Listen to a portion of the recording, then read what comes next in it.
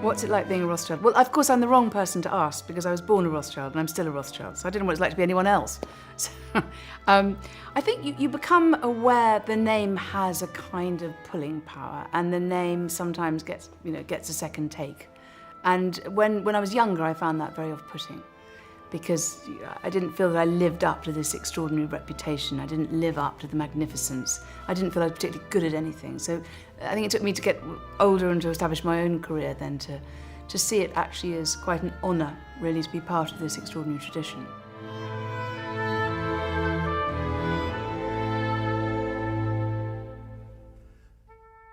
The story really begins in Frankfurt, in the Jewish ghetto in the city, and the name Rothschild comes from the name of the house of their ancestors, which was the House of the Red Shield. So the dynasty was really established by Meyer Amschel Rothschild, who was born in 1743 or 1744, and he set up home in Frankfurt. And he married a member of another Jewish family called Gütle Schnapper, and between them they had 19 children, of which 10 survived, 5 girls and 5 boys. So the Judengasse was in Frankfurt, and it was built to house originally, I think it was something like 60 Jewish families, and within a matter of decades, there were several hundred families. There were thousands of people living in a street that was a few yards wide, and I think it was about 100 yards long. The houses were so densely packed together that light hardly got in there. And now my family, the Rothschilds, lived in a house that was 14 feet wide. So you can imagine it was a very cramped environment. And you can also imagine what the impetus was to get out of there. It's very hard to imagine the extent of the restrictions. They had to spend every night in the ghetto. They had to wear clothing which identified them as Jews, and the parks had outside them a notice saying, "No pigs, no Jews."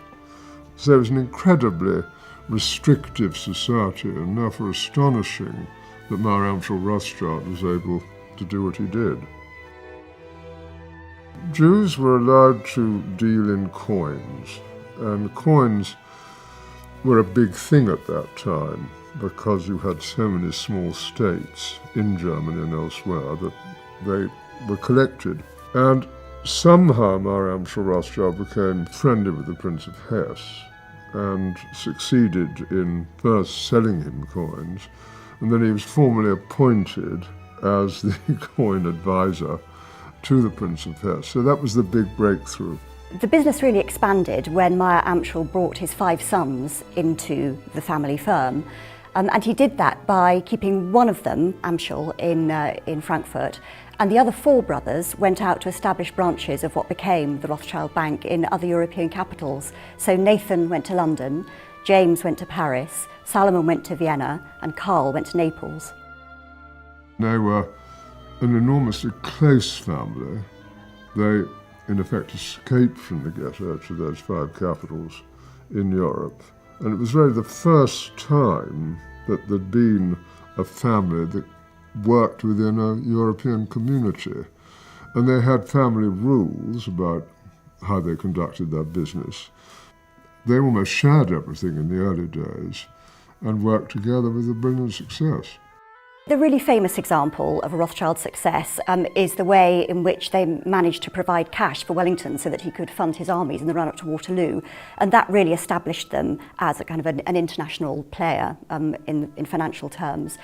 And a lot of that success was rooted in their ability to communicate. They had an incredibly sophisticated network, secret network of communication, which meant that they were able to get news from one brother to the other. So much so, in fact, that the news of Wellington's victory at Waterloo arrived with Nathan 24 hours before the official news arrived with the British government.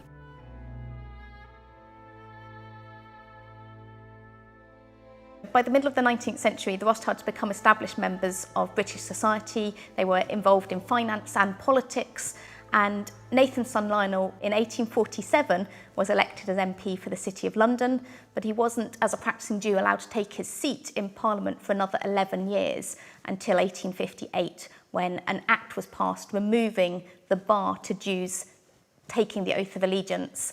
Lionel's son Natty was also very involved in politics. He gave advice to the government on financial matters, and in 1885 he was made the first Lord Rothschild, the first Baron Rothschild of Tring, and in doing so he became the first Jewish peer to take his seat in the House of Lords, following in his father's footsteps, I guess, within the political arena.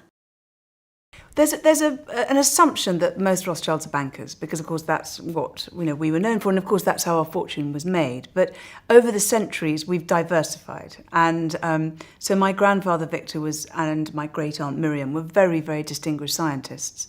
My great aunt Nika was a terrific kind of jazz patron. My aunts Emma and Victoria are academics. My niece Lily rides horses for England. My sister Beth is a gardener. We're a very, very diverse group.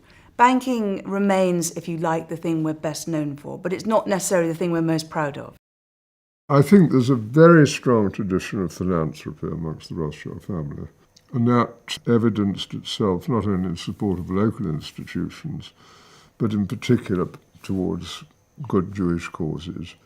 And that's been a very strong accord between the Rothschilds, I think, even to this day.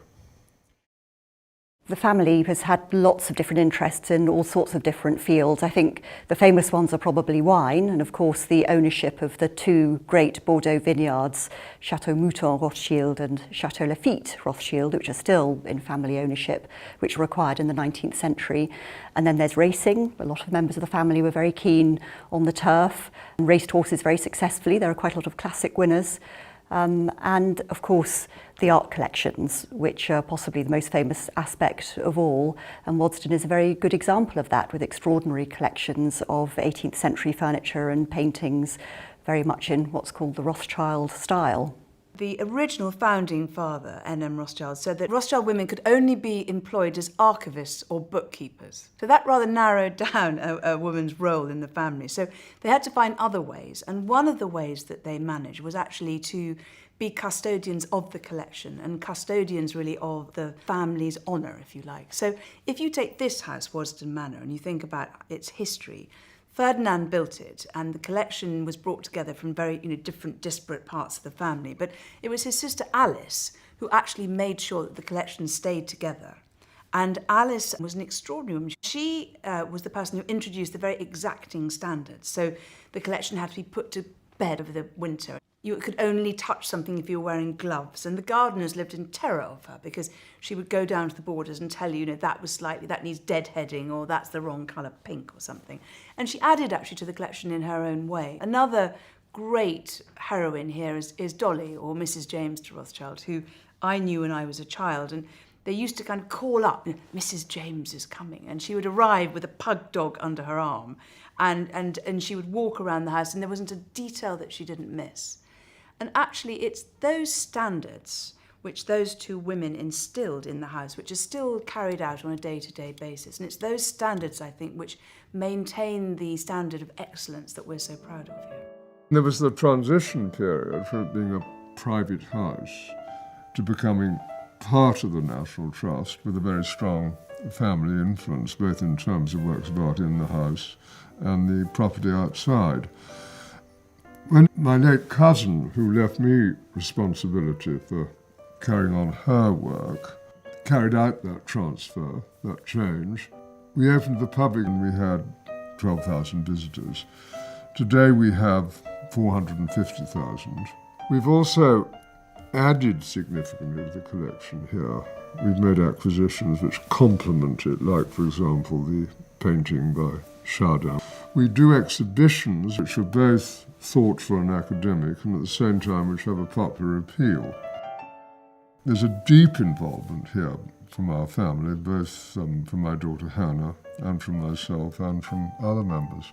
I think with privilege comes responsibility, and if you're lucky enough, which I am and have been, to have been born into a family where there is so much opportunity and you're surrounded by so many beautiful things, that the opportunity to share that beyond yourself and the opportunity to explain the stories and put it into a wider context, I think, is something which I'm actually genuinely very excited by.